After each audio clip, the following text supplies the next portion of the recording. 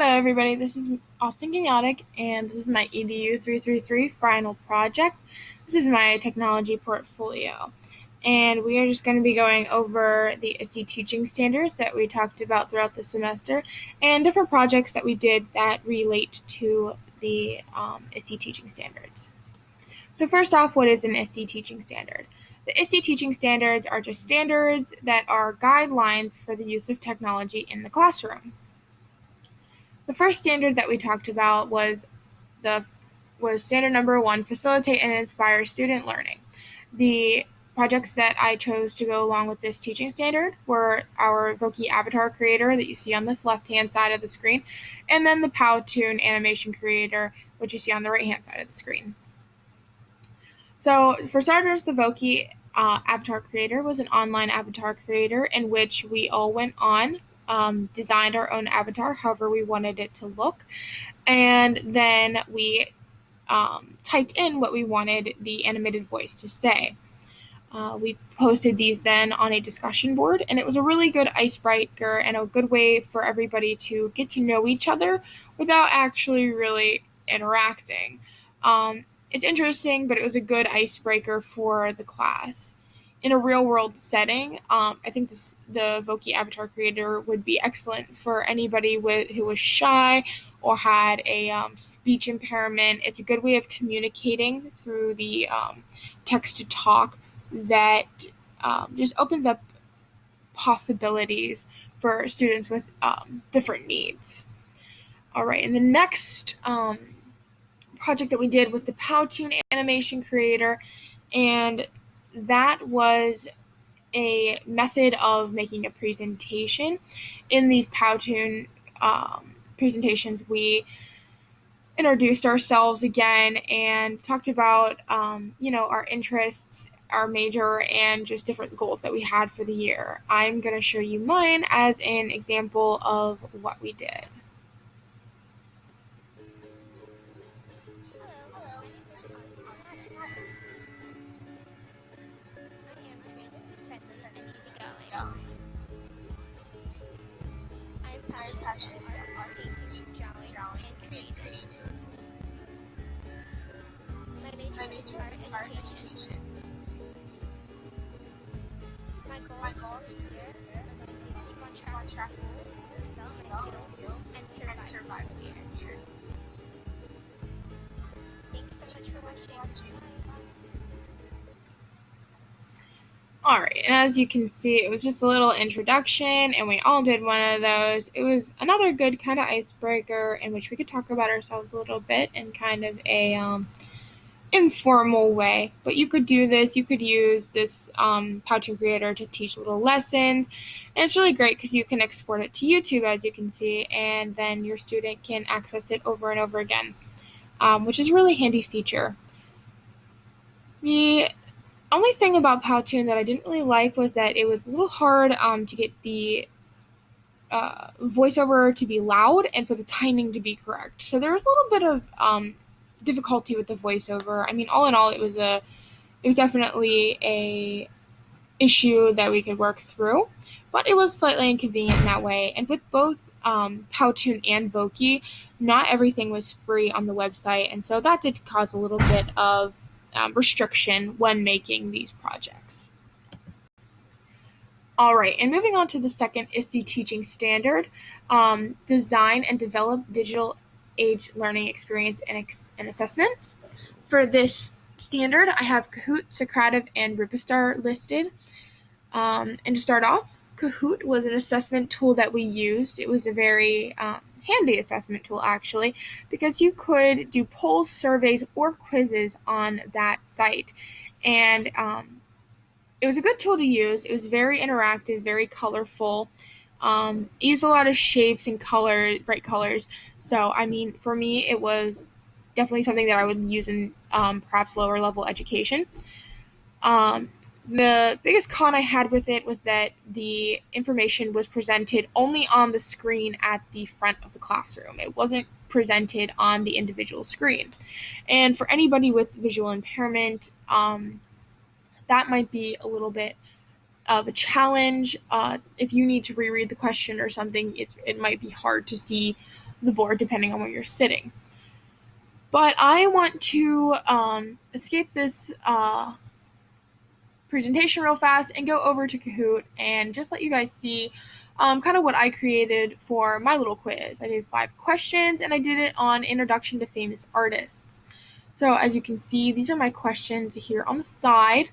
I put up famous works of art and I put up some different artist names, one of them obviously being correct.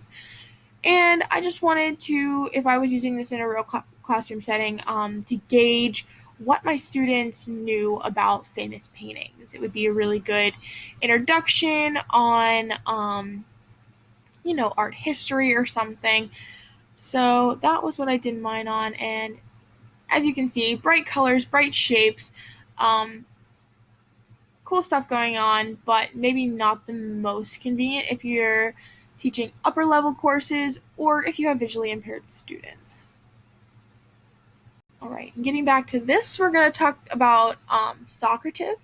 That was another assessment tool that we used, and I really enjoyed Socrative because it was more for it looked more for upper levels. It had the questions on the screen. It was more clean and professional looking. I thought it was a little bit more user friendly than Kahoot, and I just enjoyed the program overall a little bit more. But again, just another assessment tool akin to Kahoot, but maybe just a little bit more for advanced students. The final assessment tool that I'm going to talk about was Rubistar, and that was an online rubric creator. I thought it was a really excellent and convenient tool. Rubistar had different rubrics for every single subject and different projects that you could be doing in each subject, and it would auto-populate the criteria for each scoring level, which is very convenient. Not exactly something you would want to use verbatim, but it's definitely something that you could take bits and pieces from and definitely use it as a guideline to make your rubric. But all in all, very good tool. All right, moving on. The third ISTE teaching standard is Model Digital Age Work and Learning.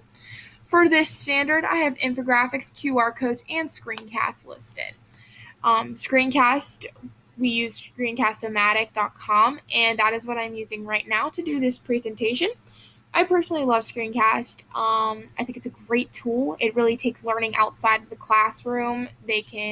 Students can access this on YouTube and on their own time, so that if they need to review or they missed information in class, they can always go on, and if you have a screencast available, you can reteach the lesson over and over again. This works super well for studying purposes and for long distance teaching. I think it's good because you can pause the video, you can replay parts that you didn't quite get. The only real downfall to it is that it is a 15-minute long limit. So that's a little bit restrictive, but it's definitely not terrible. All right, so we did QR codes as well, and that is this little box right down here in the middle that is comprised of these square graphics. And QR codes are condensed information that when scanned by a smartphone, it will take you to a website or to information, and that is what is stored in the QR code. QR codes are handy because most everybody has a smartphone, and it's a good way to condense information and just have it accessed at the click of a button. This particular QR code that I have included in this presentation has my personal information, like my name and my email address and things like that. It'd be a really great thing for a professional to put on their resume or to have on the business card. It could be really handy because then all of their information would just be a click away. If you would like to, feel free to pause this video and scan my QR code and check out that information. All right, and last but not least, we're going to talk about PictoChart. PictoChart was an online infographic creator, and I, again, really enjoyed PictoChart. I thought it was a good way of summarizing and condensing information. PictoChart had a lot of good and very handy qualities about it. Most everything was free, and the graphics were awesome, especially for being free. It was a very user-friendly site, and although there was a learning curve, kind of once you tampered with it, you played with it, you figured it out really well, and um, I feel like everybody's turned out great when we use these infographics. And from a teaching standpoint, you could use this as a teacher for an online presentation, or you could print it out as a handout. You could have your students make these. It's user friendly enough that a student could easily go online and use this for themselves. So without further ado, I'm going to take you guys over to Pictochart next and just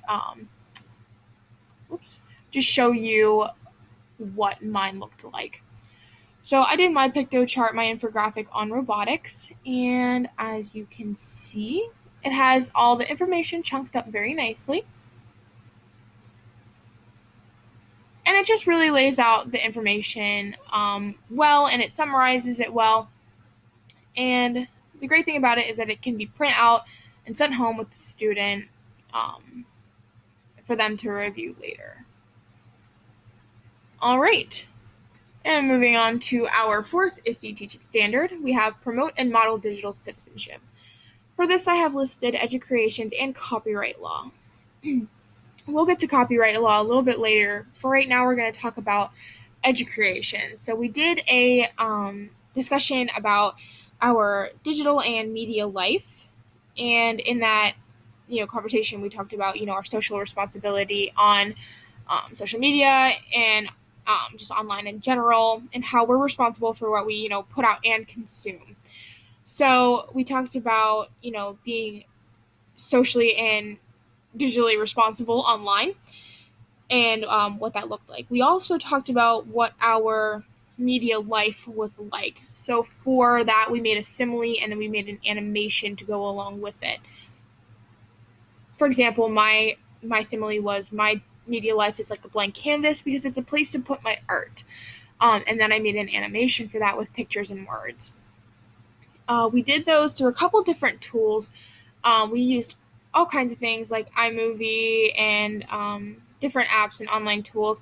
I personally used Educreations, which was a app, and I honestly didn't like Educreations like at all. I thought it was very hard to use. It had a confusing layout and everything, but ultimately I stuck with it just to finish out what I started, and the project still turned out okay, but it was definitely not a app that I will be returning to or something that I would suggest a teacher using, because it was kind of difficult to use, and it's also limited to the iPad. It can be accessed online. However, it's not as well rendered online as it is on the app. All right, and finally, we have the ISTE teaching standard number 5, which is engage in personal growth and leadership. For this, I have listed infographic, screencast, and copyright. Now, we already talked about infographics and screencast, but I also think that they apply here because they do engage in personal growth and leadership. They're great ways to present information. They cover a lot of ground when it comes to presenting information, and I think whether the students are receiving the information from infographics and screencast, or whether they're presenting it, I think it's an excellent way to have students grow and teach them how to lead. Moving on to copyright law, we did quite the discussion about that at the beginning of the semester. We talked about what copyright law is, what it applied to, and how we can abide by it. So copyright law applies to anything creative. It is covered under the copyright law. And the best way to abide by it is to cite your sources. Have a works cited page. Cite your sources underneath your information, or amongst your information. So my example for this is I have this picture of this cute puppy, and then I have the website cited right here where I got this cute puppy from. And if you recall, I did that throughout the entire presentation. Every single logo I had the site that I took it from right underneath it. So that's a good way to be safe. There's also search options that we talked about in Bing and Google and other website browsers that you can apply these safe searches for, so that you can only see things that are free for you to use. And that covers copyright law and my entire portfolio for you guys today. So